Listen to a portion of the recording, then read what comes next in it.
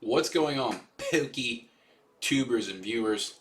Today we're going to talk a little bit about growing your channel, growing my channel 2022. First, want to reflect on the channel just for the year a little bit and a little history. So I don't know if I've ever really said this in the video, but the Pokey tuber thing at Pokey viewers was kind of how we shouted out other Pokemon YouTubers back in the early days, 2012, 2013. When we first doing the channel. That was really where your community base was, when you DM people on YouTube or comment on their videos and talk to them through that, before Instagram really kind of like picked up to be the mainstay of the community right after that point. Where now we're more in a Discord based, somewhat Instagram, but I would say more of a Discord based, community based like that, individual communities like our community or some of the other Discords that I'm in. So that's a little tidbit. If you're always saying PokeTuber, PokeViewer, what's the difference? PokeTubers was talking to actual people making content. So yeah, we've always been talking to other PokeTubers, and that's what I want to kind of do with this video. Whether you have a channel, want to start a channel, or just want to see what we're going to do, what we're going to try to do. But looking back at 2021, we had about 260,000 views on the channel. That's including long form and short form, which we're going to talk about later. Long form content, videos, short form, shorts. Get it? Pretty simple for YouTube. We had 21,000 in watch time, as well as like 2,000 in subscriber growth. We saw most of that. You can see this big bump here that on just a little bit we're showing on the screen. That is Shining Fates, and then we have a Celebrations bump. Summer's a little bit slower. Pretty cyclical, same cycle with Pokemon. Wintertime, Christmas money, tax return money. Slow down in the summer, pick back in the fall. It's kind of always been that way for the decade or so that we've been doing it. But the market is changing. You guys are well aware. Some people are running for the hills. And that's going to change what kind of content we need to bring, you need to bring, and that people are going to want to see. People will come to YouTube with a scarcity mindset. I need to find something, I need to solve a problem, or I want to see something. And they want to leave with abundance. They want an abundance of information, entertainment, whatever it is. People are looking to fill that hole. So you saw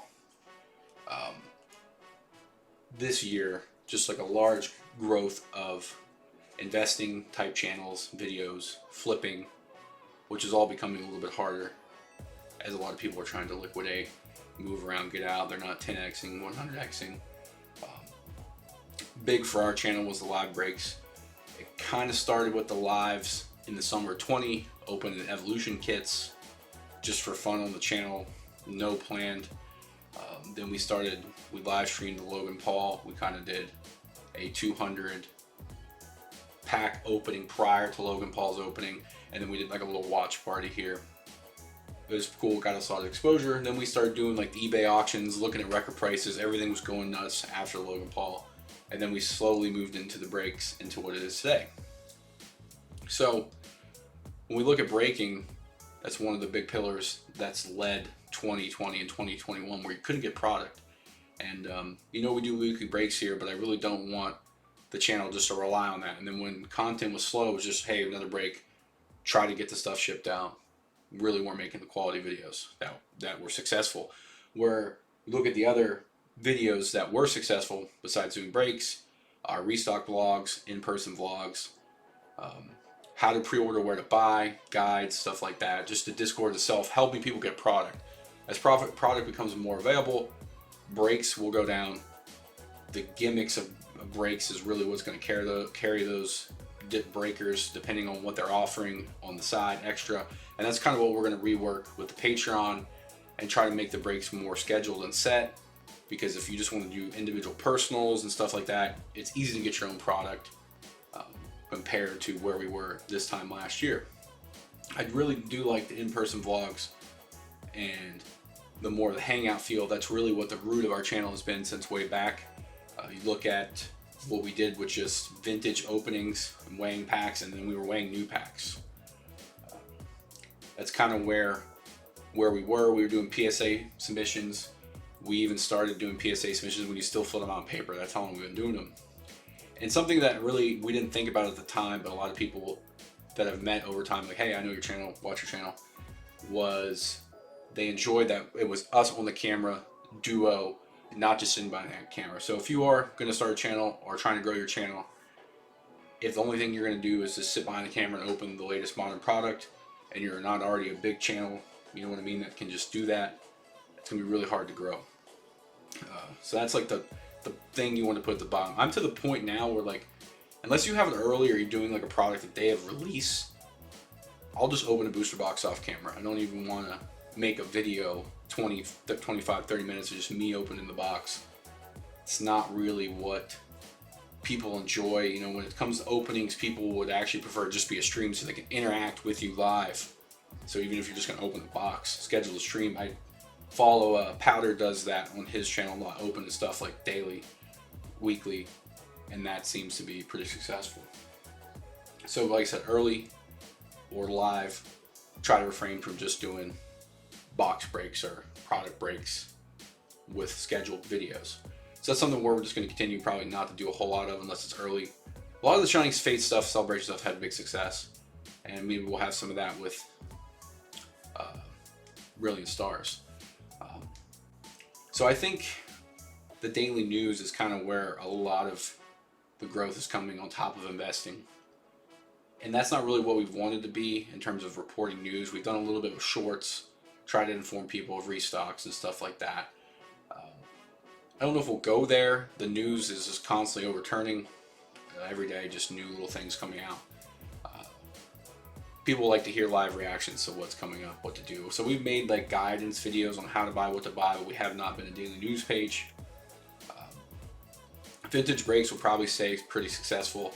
I would say I got pretty fatigued in 2020, 2021 early with the Twitch breaks, and I'm still a little fatigued now with the Whatnot breaks, especially because there's no video on demand. Where PokeRev does a break, I'll even watch it the next day when I'm at work, put it on the background.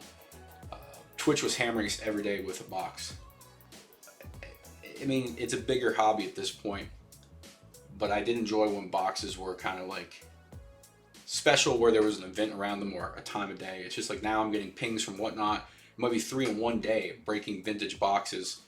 Somebody I may know, may not know, but it's like 3 p.m. on Wednesday. I'm like, I can't just, I'm not ready. I didn't even know what was happening.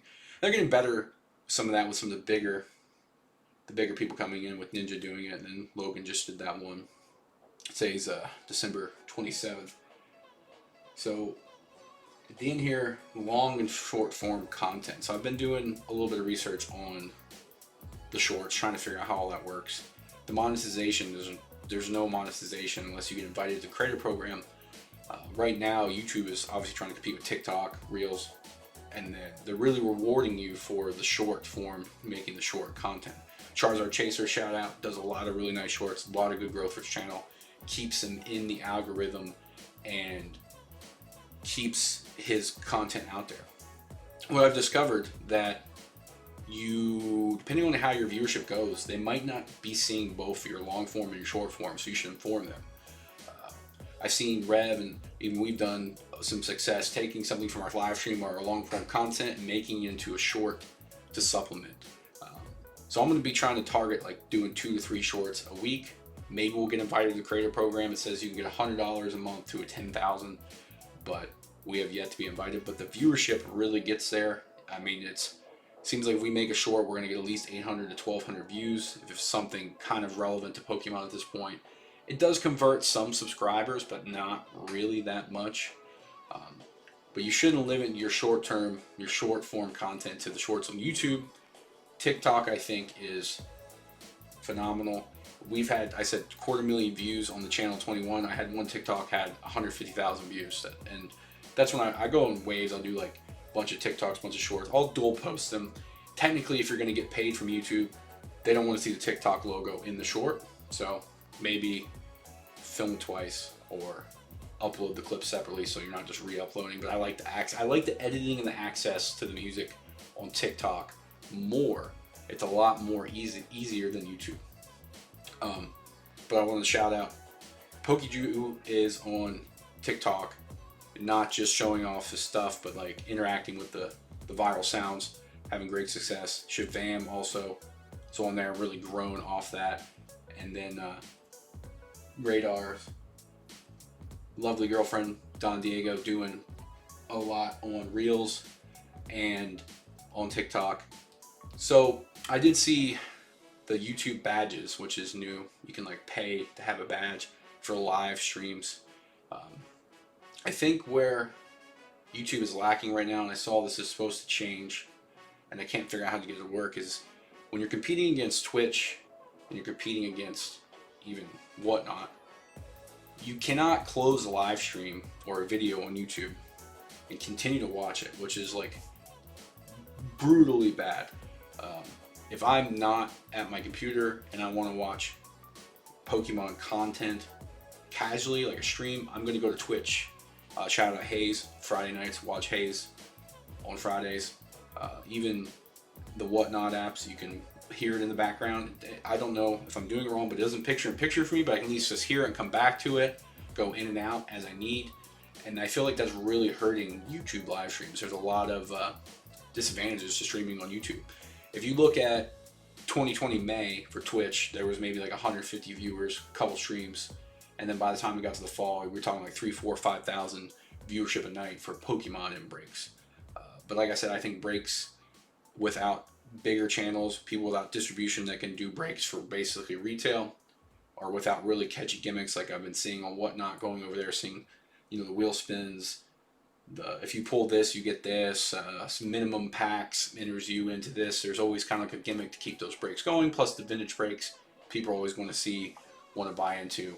I think a lot of the casual breaking is going to go whoop, and that's kind of where we're like moving away from that, trying to thin down the inventory. We had the huge Christmas Eve sale dump packs. We're going to try to just keep the most modern stock and kind of do the breaks where they're more discounted, but we're posting, hey, there's 36 for Discord, they're $1, first 36 people to get them, we'll do it on Tuesday, whatever, the 28th of the month. Boom, we're done. Maybe we'll do a live 1 week when the new set comes out, do a case, and then we're done. Trying to reel the streams back in for just live breaks for people and kind of try to make them more interactive, more rewarding for patrons, for Discord members. That's what we're going to target. Another area we're going to target for growth is just making videos like this. I have a couple other ones I'm working on. Going to make the argument for this being the best 2 years in Pokemon like ever in my life, and maybe everybody's life. I'm going to see if I can put that together, guide you through those 2 years. We'll talk about that. I got one I want to talk about PSA and quality control, and there's another one, basically kind of what the business model is going forward, and just kind of touching on barriers to entry. And that's kind of the main reason breaks are dying, because the barrier to entry was, hey, people can get product, they're on this side, people who can't get product this side, and all this right here in the middle of this barrier is all profit going to people who get product and monetizing it through breaks or resales, through flipping. And there's always a barrier to entry, and the more profit that can be made on this side of the fence, the more people that are lining up on this barrier. And we've seen those push together this whole last 2 years, creating a, like a rift between resellers, people just trying to get product. And that's what we spend a lot of our time doing, is helping people be from this side to this side with getting product for retail, and then offering people pretty fair pricing if they didn't pre-order or wanted to get in breaks for stuff. So that's kind of where we're going. We're going to be putting out 2 or 3 shorts a week as our goal, doing more scheduled, more discounted, more interactive live streams, and then our long form content here on YouTube will be videos like this, as well as all the PS3 returns coming in. I think I got 4 videos scheduled, and just more of what are we doing now, kind of doing weekly thoughts, because we really want to do like a, I don't know, official series or anything, but daily, a lot of the stuff is stuff we talk through in Discord, through the moderators, founder chat, whatever it is. And I just kind of want to put it into videos, because I feel like maybe it might be insightful and helpful to those people. Let me see if there's anything else I can think of at the moment. Kind of will repurpose those shorts onto TikTok, see if we can bring in some more viewers from there. And I'm going to see what I can do with Reels. I've been very, very, very anti-Instagram for a long time. They punish you if you use the same hashtags over and over. They punish you if you don't pay. TikTok, if you're just starting from zero and you only have a phone and you want to make Pokemon content, that's the place to go because they have the fairest algorithm. Essentially, what we're trying to do with doing a couple TikToks a week, a couple videos a week, maybe hopefully content 6 days a week, is to stay on the algorithm. Once you hit a viral video like we hit with Shining Fates, vlog we hit with Celebrations Early from Burlington, you'll see that your videos proceed, coming after that, not proceeding, afterwards, succeeding, will have a lot more watchers from the discovery page, from the browse feature, where they're not actually clicking your channel or getting a notification or getting a TikTok or a Discord ping. Get on the algorithm wave and ride it. And TikTok will allow you to volume shoot, where if you're making a bunch and some of them flop, you can delete them, make them private. You're not going to over spam people where they're I'm not follow you, because they're not browsing just your page consistently. You're not going to over spam them with notifications. So that'll give you a real opportunity to get on the algorithm wave where you'll be suggested more. Because if you take a break at all on YouTube and pretty much any content place, you get pinged down. It very much just makes it where you are rewarded for the more that you do and the longer you keep people on the platform. Which is an intended video like this, 15-20 minute video. If you watch the whole thing, benefits us, ranks us up higher. But Instagram, I'm interested to see where the badges go. I've never like we have 1,700 followers on Instagram. It doesn't translate to YouTube at all. I don't really promote the Instagram. It's more my name on there, not personal Pokédex. But we've been on Instagram forever. We have the handle at Pokemon Collector. Like, we've been on Instagram before the community was huge, huge, huge. And it's just hard to get discovery without paying. And then you don't want to spam people, hey, here's a story of a post I did, and here's a million hashtags. I have to try to create a new combo so it doesn't penalize me for that. And then they're constantly reminding me, redeem your $10 credit over and over and over and over again, like every day they're trying to get me to do that. So I think if TikTok or Instagram wants to compete with legit, like Reels, live streams, we need picture-in-picture option for all these apps. Because I think when you look across, all the apps are all going to be competing for short form content creators. And that's where I think you can have the biggest opportunity. Even things as simple, like we're going to do more just like, hey, this is my Bulbasaur slab collection, boom. Here's Tort's Steam Deck collection, boom. Here's my sealed Japanese poncho boxes collection, boom. Just stuff like that. Little hit thing that people will want to actually watch through and see what you have. But take your long form, repurpose into short form, repurpose your short form content across all platforms, and just get started there. And don't sit behind the camera and just open modern packs. Be in front of the camera, because it comes down to it, what you're doing is just as important as who you are on the camera and connecting with the audience.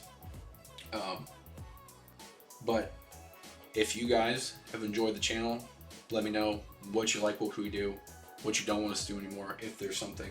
But we're going to try to better serve you for 22, even as everyone's running around with their like a chicken with their head cut off, sky is falling kind of scenario. Liquidity's not there, auctions dumping, blah, blah, blah, blah. We're going to help you navigate back to making this a sustainable hobby, even in a downturn, however long that may be, off these extreme highs. Because the best part about the hobby is it's always been a hobby where you could pay for all of it or some of what you are actually holding and collecting by making the moves, depending on how aggressive you want to be. I mean, it depends on your goals, how crazy you want to get. But it's always been more fun when you can, hey, I made a little here, put it back here, just kind of bartering, trading, selling, all that. That's kind of how I grew up, with going to flea markets, stuff like that. My dad showed me collectibles, really got into me when I was a kid, but we're going to go into that in the video about why this is the best 2 years and why this 2 years is better than when I was a kid. Because it wasn't even really 2 years that you were probably into Pokemon as a kid. depending on who you were. But that's the end of the video. 2022. Let's grow your channel. Let's grow my channel. If you're making content, comment below. Tell me if I'm not subscribed. We'll give you a follow, give you a subscription, and hope to catch you guys in the next one. Thank you guys for watching.